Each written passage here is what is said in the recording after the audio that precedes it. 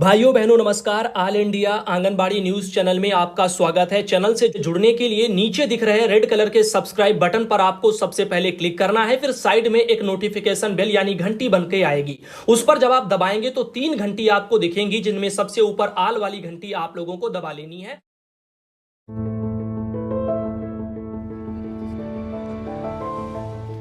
अरे लीला, कैसी हो? अरे दीदी नमस्ते। और तुम्हारी बिटिया नीलू कैसी है अब? हाँ लीला, नीलू को तो दस्त हुए थे ना, कैसे देखभाल कर रही हो? ORS और जिंक समय से दे रही हो ना? हाँ दीदी, 2 दिन दिए थे, उसके बाद दस्त तो रुक गए, लेकिन दस्त रुकने के बाद नीलू को थोड़ा सा बुखार आ गया था। अरे ये तो गलत है, कम से कम 3 दिन पिलाना था। ध्यान नहीं दोगी तो बच्चे की बीमारी कैसे जल्दी ठीक होगी?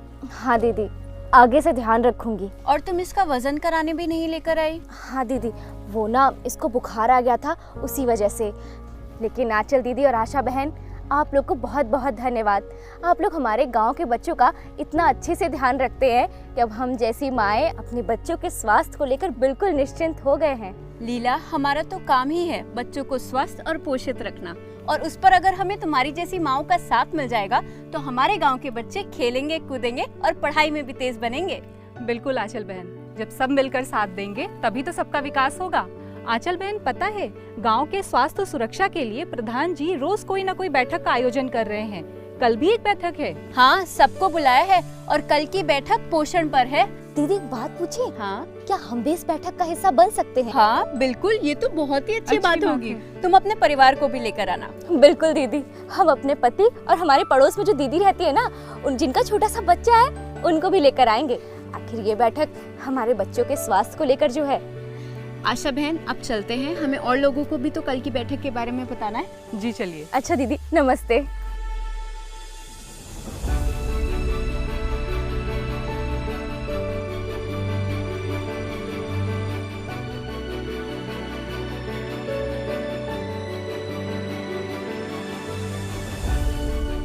आप सब सोच रहे होंगे कि आज हमने आप सबको यहाँ क्यों बुलाया। मेरी आंचल दीदी से बात हुई, इन्होंने मुझे बताया कि गांव के बहुत सारे बच्चे कुपोषण का शिकार हो रहे हैं। मेरे लिए चिंता का विषय है, क्योंकि गांव के बच्चे ही गांव की धरोहर हैं। अगर बच्चे आज सुपोषित रहेंगे तो आगे चलकर अपनी पढ़ाई कर पाएंगे, अपने पैरों पर खड़े हो जाएंगे और आगे बढ़ेंगे, और हमारा गाँव भी तरक्की करेगा।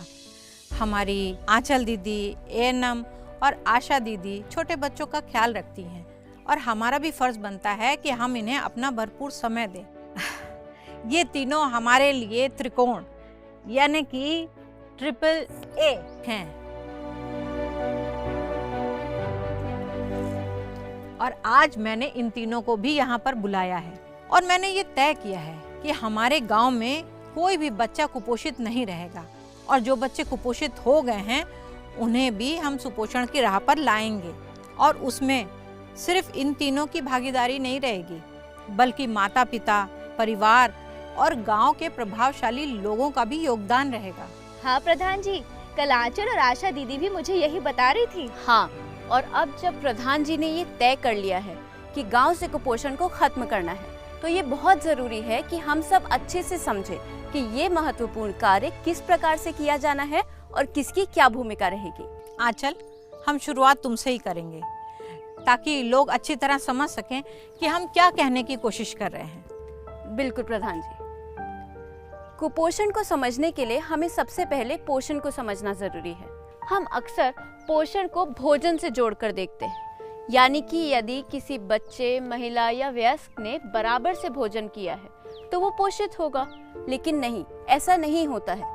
भोजन की मात्रा ही नहीं, उसकी पौष्टिकता भी सही होनी चाहिए, क्योंकि सही भोजन ही हमारे शरीर को बीमारियों से लड़ने की शक्ति देता है। यदि हमारा भोजन गलत है और उसमें पौष्टिक तत्वों की कमी है तो हमारा शरीर कमजोर होगा और बीमारियों से लड़ने की क्षमता भी कम पड़ जाएगी। दीदी, मैं तो अपनी बेटी नीलू को घर और बाहर दोनों का खिलाती हूँ। 1.5 साल की हो गई है। ऊपरी दूध के साथ साथ कभी कभी बाजार से चिप्स भी खिला देती हूँ। अरे लीला, इसीलिए तो नीलू को दस्त लगे थे। बिल्कुल, बच्चे 2 साल तक बहुत नाजुक होते हैं। उन्हें यदि सही मात्रा में घर का बना हुआ खाना साफ सफाई के साथ ना मिले तो उनके शरीर में कई तरह की बीमारियां पकड़ लेती हैं और वो कुपोषित हो जाते हैं। इसीलिए 6 से 8 माह के छोटे बच्चे को उसकी माँ के दूध के अलावा रोजाना कम से कम आधा कटोरी खाना 2 से 3 बार खिलाना जरूरी है। 9 से 11 माह के छोटे बच्चे को लगभग 3/4 कटोरी खाना 3 बार खिलाना है। 1 से 2 साल के बच्चे को 1 कटोरी खाना कम से कम 3 बार खिलाना है। बाकी बड़े बच्चों की हर तरह के पोषक तत्वों की जरूरत को पूरा करने के लिए उसके रोज के आहार में कम से कम 4 से 5 खाद्य समूहों को शामिल करना, जैसे दालें, अनाज, हरी पत्ते वाली सब्जियां, अन्य सब्जियां, फल, दूध या दूध की चीजें, अंडा, मुर्गा, मीट या मछली। आंचल और आशा बिटिया ने भोजन और पोषण के संबंध को बहुत अच्छे से समझाया है, पर ये कुपोषण है क्या?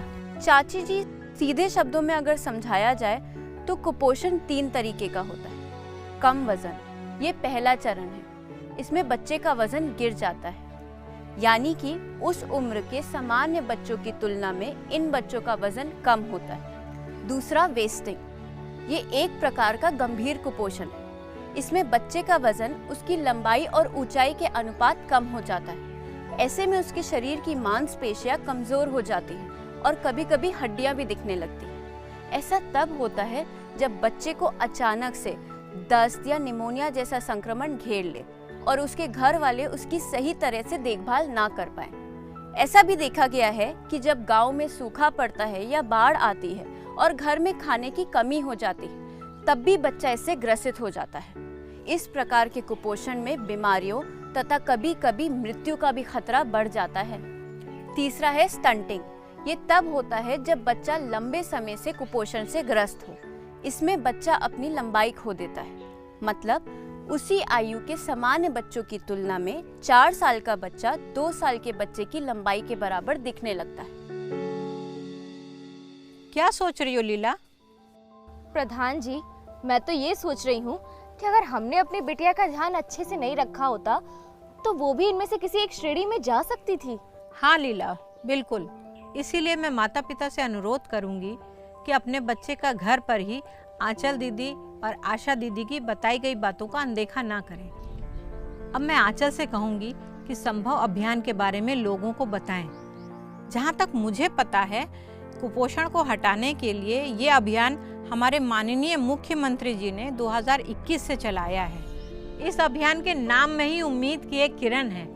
इस अभियान में हम सभी से ये अपेक्षा की गई है कि हम सब इसे सफल बनाने में अपना योगदान देंगे और इसे समझने के बाद यहाँ आए अन्य विभाग के लोग हमें बता सकेंगे कि वो कैसे अपना सहयोग देंगे। आपने बिल्कुल सही कहा प्रधान जी।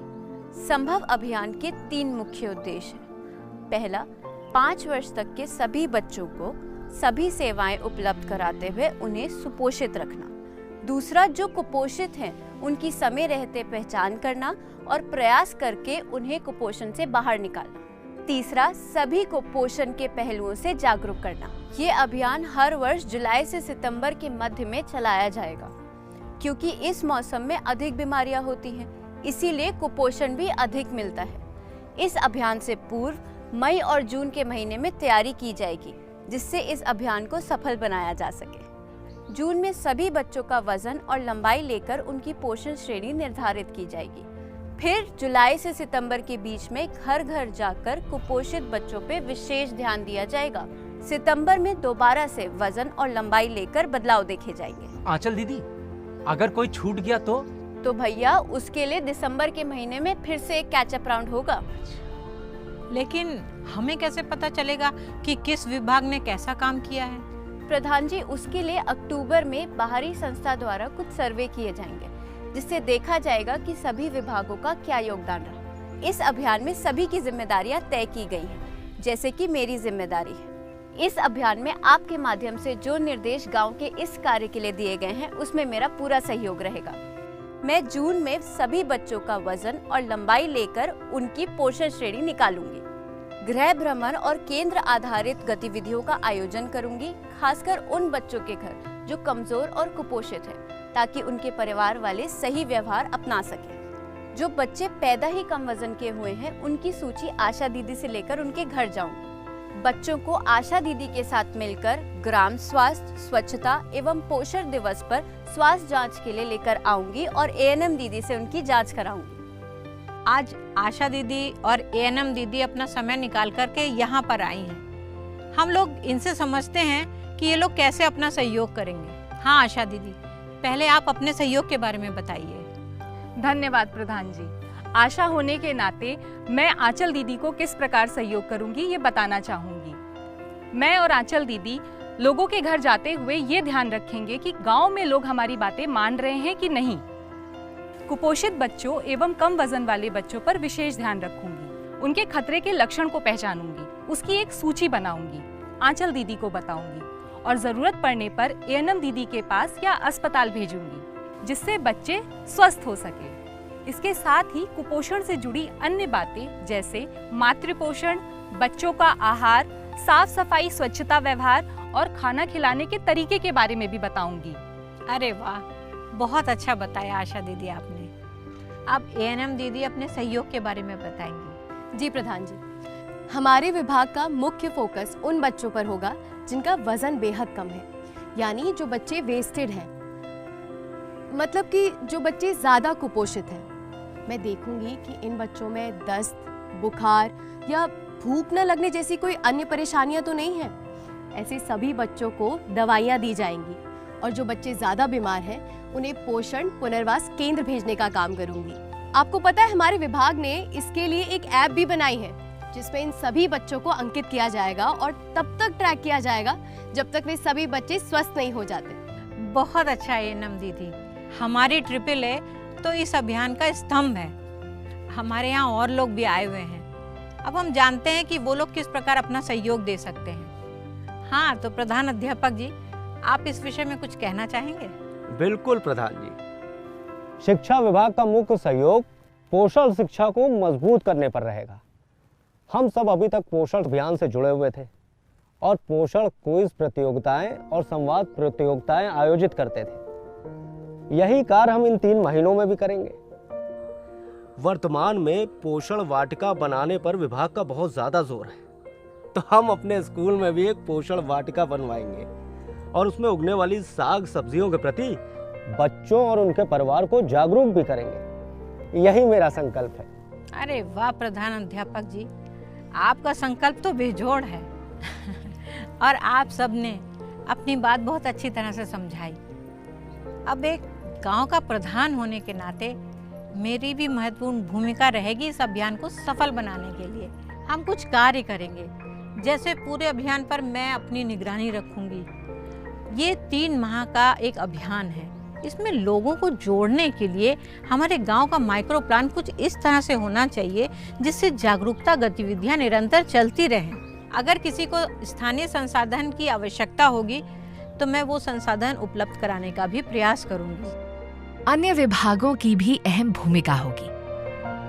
ग्राम पंचायत डेवलपमेंट प्लान में अभियान के क्रियान्वयन हेतु आवश्यकता अनुसार बजट की व्यवस्था भी की जाएगी। इस अभियान को सफल करने के लिए पुरुषों की भी बहुत आवश्यकता है और आज इस बैठक में मुझे पुरुष बहुत कम दिखाई दे रहे हैं। इसके लिए मैं प्रत्येक माह एक बैठक अवश्य करूंगी। प्रधान जी, कुछ परिवारों को राशन कार्ड और जो सरकार द्वारा जारी अन्य सेवाएं हैं उसको लेने में थोड़ा दिक्कत हो रही है। अगर उसके लिए कुछ हो जाता तो बहुत अच्छा रहता। हाँ, क्यों नहीं। यदि कुपोषित बच्चे के परिवार को राशन कार्ड, नए शौचालय और जॉब कार्ड की आवश्यकता होगी तो मैं उसे भी दिलाने का प्रयास करूंगी। और यही नहीं, ये भी सुनिश्चित करूंगी कि साफ सफाई हमारे हर संदेश का हिस्सा हो। चलो आशा दीदी, आज इसी बात पे इन सबको फिर से सुमन के सिखाए। जी चलिए सीखते हैं। सीधा, उल्टा, मुट्ठी, अंगूठा, नाखून, कलाई। वाह, आज तो कमाल हो गया। कितनी सारी नई बातें सीखी। मैं तो इस संभव अभियान में बढ़ चढ़कर हिस्सा लूंगी।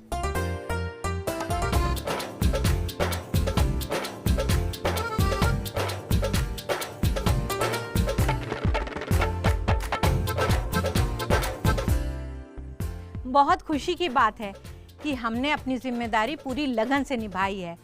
गांव के बहुत सारे बच्चों का वजन लिया जा चुका है और बहुत सारे बच्चों को कुपोषण से बचाया जा चुका है। और जो बच्चे अभी पीली श्रेणी में हैं, बहुत जल्द उन्हें कुपोषण से सुपोषण की हरी श्रेणी में ले आया जाएगा। आप लोग के प्रयास से बहुत जल्दी हमारे गांव सुपोषण गांव कहलाएगा। पोषण चुनो तेज बनो संभव अभियान से जुड़ो। अधिक जानकारी के लिए आंगनवाड़ी दीदी से मिलें या नजदीकी आंगनवाड़ी केंद्र जाएं।